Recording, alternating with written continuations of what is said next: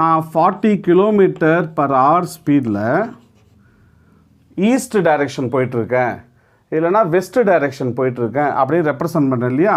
ஒரு direction represent பண்ணுறேன். இது கூட ஒரு டைரெக்ஷனை ரெப்ரசன்ட் பண்ணனா இவருக்கு பேர் ஒரு வெக்டார் குவான்டிட்டியாக மாறிடுவார்.